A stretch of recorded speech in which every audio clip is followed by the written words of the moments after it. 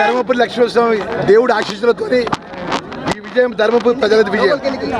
పేదవాడి మధ్యలో డబ్బున్న మధ్యలో పోటీ జరిగినటువంటి అహంకారమైనటువంటి టీఆర్ఎస్ పార్టీ, అహంతో కూడినటువంటి టీఆర్ఎస్ నాయకత్వానికి పేదవాడికి ప్రజల మధ్యలో నిత్యం ప్రజల మధ్య ఉండేటువంటి ఒక సామాన్యమైనటువంటి ఒక మానవ కార్యకర్తకు ఈరోజు ధర్మపురి ప్రజలు పట్టం కట్టిండు.